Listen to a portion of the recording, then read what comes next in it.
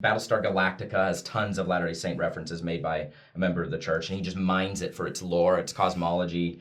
Saints and Soldiers, I would say, Brigham City, Electric Children, The Other Side of Heaven even.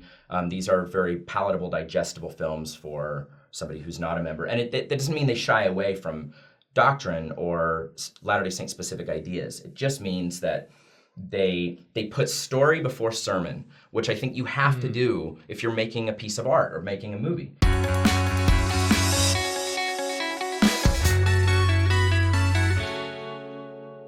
Hey guys, welcome back to Saints Unscripted. Today we have with us Barrett Burgin. Barrett is a Latter-day Saint filmmaker. You might be familiar with his work, but if you're not, you can go watch it online. He's done quite a few short films. We've got The Next Door, Out of the Ground, Father of Man is your most recent one. It's actually quite excellent and Thank you. Bring tissues. And you've also even helped produce a film on BYU TV. I saw The Hosts of the Dead. Yep, it's about Joseph F. Smith, yep.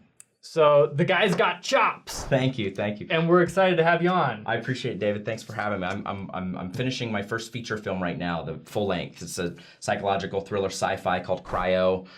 You can look it up on Facebook, Cryo Movie. We're almost done, and so I'm excited to be here, and thanks for plugging my work. Our pleasure. So just to jump right in, maybe just give us a little bit of background on yourself and some of how you got interested in Latter-day Saint cinema. Yeah, thank you. So I've wanted to make films since I was in second grade. That's basically been my plan the whole time. You're living the dream. Yep, had books of ideas. I just last year graduated from the BYU Media Arts program. I wanted to make movies my whole life, and especially like, I don't exclusively want to do this, but I find that a lot of people my age who study film with me, or a lot of other filmmakers, especially like when I was in the BYU program, sort of wanted to avoid getting too many Latter-day Saint elements in their films, right? Maybe it's because we're in Utah, kind of in the bubble, right? And so they're like, oh, I don't want that to define me. And so, of course, I guess maybe being the contrarian that I am, I was like, well, then that's what I'm gonna do, you know? Because nobody's doing it. Yeah. And so, so I like to pepper my work with like kind of Latter-day Saint aesthetics and ideas and that makes me think of your most recent short film, Father of Man. Where it's not like overtly like a Latter-day Saint film per se, but you've got, you know, things about the afterlife put in there. It's got like white stones, almost seer stones, sea of glass, aesthetics, and iconography that would feel very Latter-day Saint. And there's even kind of a plot twist that kind of references some ideas about a premortal life and an afterlife and whatnot. And it's not necessarily this film that comes knocking on your door saying, hey, I'm a Latter-day Saint. Yeah. That's Can I share a message of Christ with you, you know? Yeah, it's not didactic. So when I think of Latter-day Saint cinema, I'm thinking of, you know, Joseph Smith, Prophet of the Restoration. I'm thinking of Work in the Glory movies. I'm thinking of the RM, Singles Ward. When it comes to what your thoughts are, or perhaps what your vision is for Latter-day Saint cinema, walk me through how that's different than what already exists. Yeah. Or maybe explain a little bit about the nature of what already exists, because I'm sure that a lot of people have no idea good what question. Latter-day Saint films are out there. So like if you're totally new to even, you know, that term, Latter-day Saint cinema, essentially how it's thought of now first, there's a whole history. There's like 5 waves. Randy Astle has a book. He's a historian that's gone through all of this all the way back to the 1920s. That's not important right now for this conversation. It is important, but not for this. Basically, suffice it to say that most people think of kind of the time period between 2000 and now as Latter-day Saint commercial films for and about Latter-day Saints. So started with a couple films, God's Army, The Other Side of Heaven. They were about Latter-day Saint missionaries, and so tons of members of the church went and saw these films. They'd never seen themselves on the big screen before, and it's sort of a small little market in and of itself. Yeah. That's changed over the years, and I want to be careful just because I want to pay respect to all the many talented filmmakers and films that are out there. I'm not saying that those necessarily needed to change for what they are, but by and large, I would say that most Latter-day Saint films as they exist are kind of one of two categories, at least the mainstream ones, made by members, kind of for members or for non-members to sort of convert to the faith or learn, like you said, more about, getting a spiritual experience, from the film. And I would say they're either didactic or they're kind of comedic romantic. And what I mean by that is the didactic films definitely want to give you a very missionary-ish type message, Yeah. You mentioned Joseph Smith, Prophet of the Restoration, which was produced by the church. The whole point of that film is to kind of be a missionary tool and introduce you to Joseph Smith in a very digestible light, which is, great. I don't know that I would say that is necessarily artful or nuanced, but it is what it is. Mm-hmm. And then the comedic / romantic approach tend to be kind of comedies that poke fun at ourselves, but in ways that somebody who's not a member of the community would never hope to understand. Like Singles Ward. That's correct, yep. Mike Stiazavedo, Janice Caperi, Pink Floyd, Dark Side of the Moon. That's it. Yeah? Yep, a lot of inside jokes, a lot of cultural references, and for the most part, I feel that a lot of Latter-day Saints, active Latter-day Saints who are invested in Latter-day Saint cinema, that is sort of the closed loop that it stays in. Those who branch out a little bit often will, and I have a whole essay of quotes about this, there's some concern of like, do we get too worried about what other members will think about our work? Or do we get too worried about how are we portraying ourselves or our church? And that's a very normal question. Most religious communities kind of ask this question when they're, making their stuff. So what I advocate for is a more nuanced approach in the filmmaking. And the reason for it is because, and I have a lot of data and a lot of evidence here. I can talk about this, but I think Latter-day Saint cinema has barely even scratched its potential in terms of being artful, being marketable, being something that people would actually watch and enjoy, and a general audience, anybody. I also feel that there are a few films that are kind of in this nuanced area that upplay the identity and downplay trying to necessarily push certain virtues or values on the audience. Does that make sense? Yeah. So you mentioned marketability, and tell me a little bit more about that, because it seems like when Latter-day Saints create films, they seem very inward focused, almost as if maybe people outside our faith aren't going to be interested, with some exceptions. Meet the Mormons, right. Which was made for others. So, who are Mormons, really? Although, did you know Meet the Mormons, when they were looking at who was going to see the film, they noticed this weird pattern where on Sundays nobody was seeing it, and then on Mondays it spiked way high, and then it was just kind of normal the rest of the week, which is kind of interesting, Huh. Yeah. Family night? Yeah, exactly. Interesting.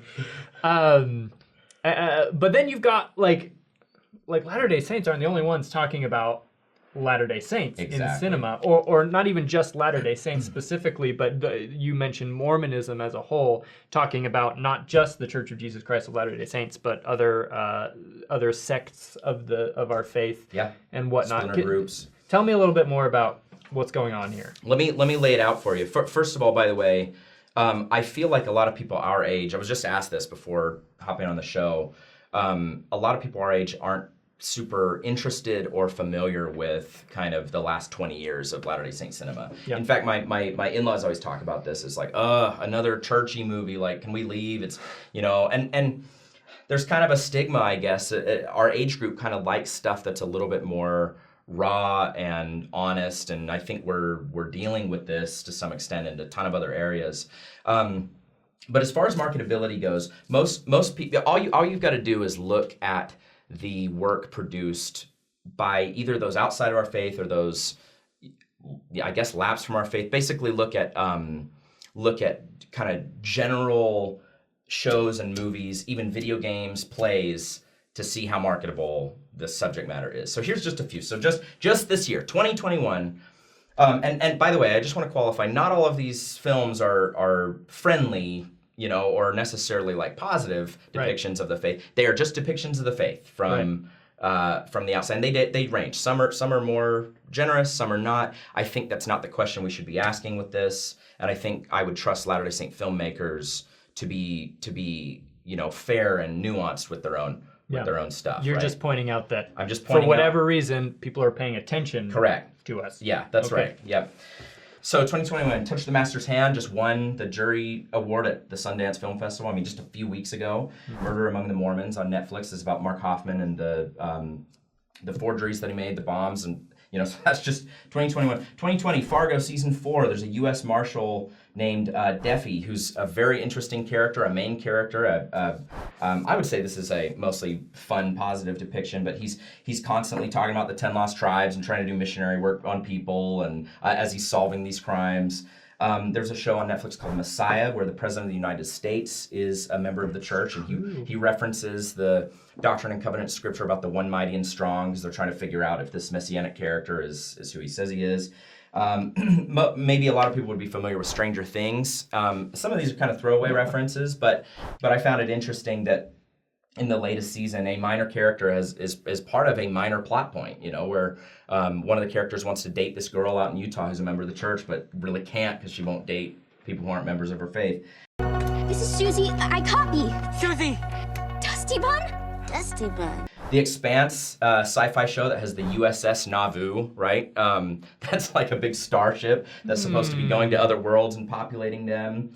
A show called Room 104 has a whole episode about missionaries living in a motel. There's a show called Godless on Netflix where the main villain was a victim of the Mountain Meadows Massacre and then raised as a member of the church. Hell on Wheels has Brigham Young, the Transcontinental Railroad, and it's all about that. Brigham Young's a main character. And of course, Big Love is about polygamy. Dove tons, an HBO show dove a ton into Latter-day Saint culture as it kind of meshes up against fundamentalist Mormon culture. And of course, some real true crime dramas. Abducted in Plain Sight was big on Netflix. 3 Wives, One Husband by Channel 4, big on Netflix. These are all, the Fargo and the Messiah one are just from last year, and then the rest of them are kind of over the past 5 to 7 years or so. I guess Big Love goes back 10. These references really do pop up quite They're quite all often, over though. the place. Because you know what? When a film or TV show wants to explore kind of a unique and interesting religion that people scratch their heads over, they're like, let's do the Mormons. That'll be interesting. They're kind of weird, or they're kind of friendly, or they're kind of conservative, they're kind of radical, whatever. I'm not done. Video games, Fallout. In one of the Fallout games, the church is one of the last remaining religions, and they've kind of become this prepper organization. It's just them, Becomes. Character's name, yeah, right. We're already there. Yeah, but they become really, really adamant about it. One of the characters' name is Nephi, for example. Assassin's Creed has a side quest that quotes the Book of Moses. Talks about Master Mayhem, and you have to go on this, adventure to kind of piece all these clues together. And even The Last of Us, I would say it's interesting that the most serene moment of the game is in front of the Salt Lake City Temple, which they said the director of the game said he picked particularly because it kind of conveys peace or a sense of serenity when they finally found this piece about what's happening with the zombie apocalypse. Of course, we got the plays, Book of Mormon, musical, Angels in America. And then this is nothing new. This has been this way for over 100 years. Sherlock Holmes' first adventure was A Study in Scarlet, which, he goes on this adventure to uncover the Danites and what they might be up to in Salt Lake. Or dime novels about Porter Rockwell were written in his time. I mean, there's always been a fascination, whether a genuine interest or not, a fascination at least with Mormonism. And my opinion is that we could capitalize on this as members of the church and really tell our own story, but in a way that's more nuanced and fresh and takes advantage of that stuff, rather than being so obsessed with painting ourselves in a good light.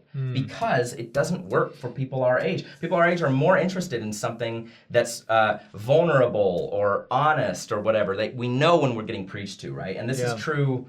This is not just in religious cinema. If you watch a film that has too heavy of political overtones, you're like, okay, I get it. I see what you're saying. Yeah, it takes away from the magic of the escape of the movie, right? Correct. Whereas if you watch a movie that is a little bit more open-handed and shows you its virtues and its flaws, warts and all, people are often a lot of times more willing to go, that's really interesting. I'm only saying this as a missionary work kind of appendage, I still think it's just marketable, frankly. Yeah. But I think as Latter-day Saints, if we're active in the church and we care about the gospel, we should be wary of how we're telling our stories. I just think we also need to be wary of making it artful and impactful and telling the truth. Richard Dutcher, who made God's Army and Brigham City and whatnot, talked a lot about this, and he ended up leaving the faith. I think the problem was he was so focused on trying to get members of the church to like his films and make them for them, which I don't think needs to be the issue at all. I think if you're watching this and you're not a church member, there are plenty of examples in other faiths that I think are excellent, that would never turn you away from a Catholic or somebody who's Jewish. You would just go, oh, that was an interesting film. Like I thought that was really fun or interesting. There are some nuanced examples in our liturgy, I'd say. They range from kind of fictional, like speculative fiction to something maybe a little bit more realistic. So like Battlestar Galactica has tons of Latter-day Saint references made by a member of the church, and he just mines it for its lore, its cosmology. Saints and Soldiers, I would say, Brigham City, Electric Children, The Other Side of Heaven even. These are very palatable, digestible films for somebody who's not a member. And that doesn't mean they shy away from doctrine or Latter-day Saint specific ideas. It just means that they put story before sermon, which I think you have to do if you're making a piece of art or making a movie. I think that's a great summary of what you're getting at, story before sermon. So tell me, just to bring it all into something digestible, tell me if I'm directionally correct here. Kind of your vision for Latter-day Saint cinema is it kind of reminds me of what's happening with what is it? What's the name of it? The show about Christ that's super popular. Oh yeah, The Chosen. The Chosen. So kind of how I'd say The Chosen does a great job of that. Because kind of how in traditional Christian films, it's very emotionally charged and maybe a little sappy. Yeah. But then The Chosen takes a different direction, and it's very story-based. Very story-based. And I'd more say raw. on the spectrum of like, let's call it didacticism versus maybe something being anti or something being negative. I'd say The Chosen's closer to didacticism, but in the best way, right? Like most of our films that we've made as Latter-day Saints within our community are didactic. We almost feel this obligation for the art to be a conversion point, and I think that's natural. Given our religion, I think that's very natural. I don't think it's necessary, and I don't think that it's necessarily makes the work better. So The Chosen is clearly about Christ, and it is about coming to Christ. Right. And I think members of the church and VidAngel and the whole community have really hopped on that, and we're joining forces with other Christians and whatnot. Though I would say still, us leaning heavier into like Christian film as it is still maybe a version of what has been the issue in the past. I don't know if you're going to enjoy Chosen unless you're already a Christian. Maybe I'm totally wrong. I mean, maybe the guys who made The Chosen would be like, how could you say that? Tons of people have come to Christ from this. Yeah, totally. I get that, and I think it's a great show. But I think in more recent years there has been a shift towards downplaying the identity and upplaying the values. So, for example, like a family movie about people, having reconciliation and forgiveness and whatnot. Like those are great themes, but those aren't themes in every film, right? Yeah. And I see this a lot. I see this in a lot of Latter-day Saint filmmakers trying to kind of make it a universally Christian movie, which is still a specific demographic, right? Yeah. So like I'm not gonna name them specifically, but a lot of them will try to push towards the Christian market and make sure like, oh, we don't want this to be too Latter-day Saint. I would suggest the exact opposite. I would upplay the identity to the max. I think that is our most marketable element. So like, let me just, and then I would downplay the values, not to suggest poor values that we wouldn't agree with, but universally human values, right? I would say forgiveness and love are those, right? Sure, of course. But other values like wrestling with doubt or father-son, fathers and sons understanding each other. Like, for example, you might use Indiana Jones, Raiders of the Lost Ark. This is about the Ark of the Covenant in the Old Testament, but it's not preachy. It's not preachy in any way. Some mature examples, I'd say Doubt, Silence, Fiddler on the Roof, The Two Popes. These are from other faiths. And then even Raiders of the Lost Ark, Da Vinci Code, Hacksaw Ridge. Not all of these. Hacksaw Ridge is super violent, like it's a war film, you know? But it happens to be about I think it's a Seventh-day Adventist. Yeah, that's right. So let me just list a couple of things that I think our doctrine and history are replete with, which are marketable elements for film. Okay. And keep in mind that we can choose how we portray these things, but they are just universally marketable. This is totally true. Sure. Sexual tension, right? The whole stuff with polygamy and like all of this stuff in early church history. That's why people are fascinated by it. That's very raw and real to them. It's weird to us, you know, because we don't practice polygamy, but our ancestors did. You know, early members of the church did. Violence and war. There's tons of this in early church history. Folk magic, radical cosmology, lost books, buried treasure. Really interesting, beautiful doctrine, ancient civilizations, faith, miracles, frontier prophets, politics, power.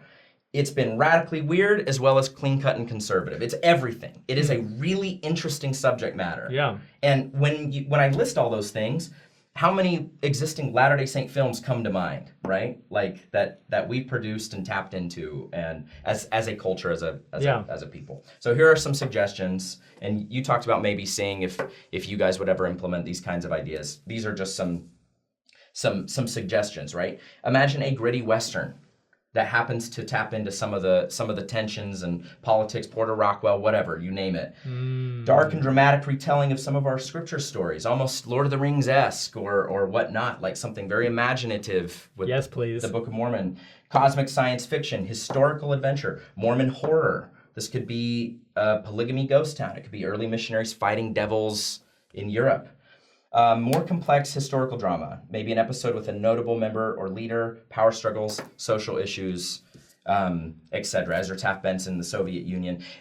Obviously, the big thing here is funding, but my point is that these are interesting stories that you don't need to go to the community for funding. You could make them like everybody else makes their independent films or studio films, just like Murder Among the Mormons was made by a member and somebody who would say he's a lapsed member, you know, no longer a member of the faith. But my point is that that's an interesting story that was at least made by those who were once part of or still part of the faith. Super fascinating. Okay. Super fascinating stuff. That's All my right. spiel. That's my soapbox. Great. I had to get it out. I hope you feel like you got it out because it's important stuff. It's interesting stuff. If you were to summarize it in, you know, a paragraph for our viewers, what would be the message that you want to leave with them? Clearly, as I've been talking about this, it's almost like who this is really meant for, like my spiel or my soapbox or whatever, are other filmmakers who are Latter-day Saints who don't know whether they should incorporate Latter-day Saint specific elements into their work. And maybe, I don't know how many viewers are even that. But I would say if you're watching this and you're not somebody who's interested in film or filmmaking, but you are a Latter-day Saint and you do like movies, I would suggest exploring more stories and references and ideas that pertain to our faith than just the typical ones that we've grown up with or that we're used to, and those are not bad. It's not bad to have didactic cinema. I love the videos from the church, like the seminary videos. I'm a sucker for all of them.